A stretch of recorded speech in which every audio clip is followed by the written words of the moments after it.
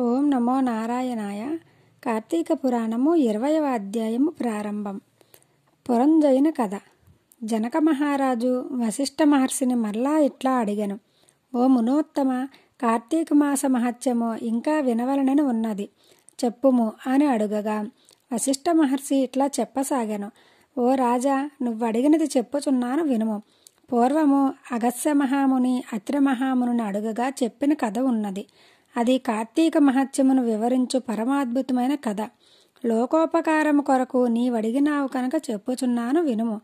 కార్తీక మాసముతో సమానమైన మాసము లేదు, వేదములతో సమానమైన శాస్త్రము లేదు, ఆరోగ్యమును మించిన ఉత్సాహము లేదు, నారాయణుని మించిన దేవుడు లేడు. మనుష్యుడు కార్తీక వ్రతం ఆచరించి స్నాన దాన దీపదాన హరిపూజలు చేసెదురు. వారికి కోరిన కోరికలు నెరవేరును.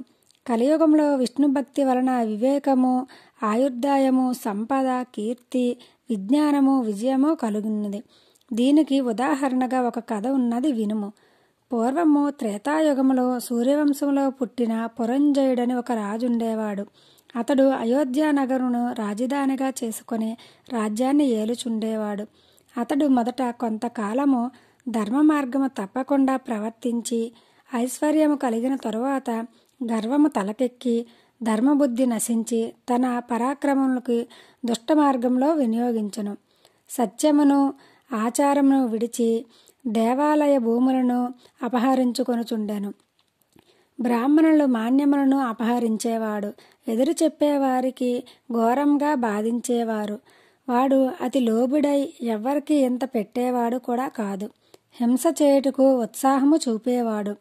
బంగారమును దొంగలించి దోపిడీ దొంగలకి చెలికాడై వారిని ప్రోత్సహించుచుండేవారు. ప్రజలకు చాలా బాధించుచు స్వేచ్ఛాపరుక్తుడై ఉండేవాడు.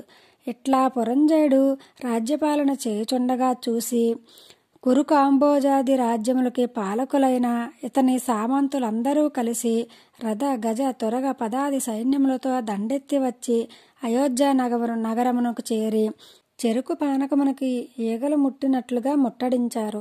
పురంజయుడు కూడా సామాన్యుడు కాదు, పరాక్రమంలో పేరుకొన్నవాడు. అతడు కూడా చతురంగ బలములతో కోట వెలుపలకు వచ్చి శత్రు శిబిరములపై దాడి చేయుటకు సిద్ధపడెను. అతడు ఆయుధములతో నిండినది, మేలైన అశ్వములు కట్టబడినదై దృఢమైన చక్రములు ధ్వజములు గలది రథమెక్కి బయలుదేరను. పూర్వమితడు సూర్యునికి మహాభక్తితో ఆరాధింపగా ఆయన ఈయనకి ఈ రథం ఇచ్చెను.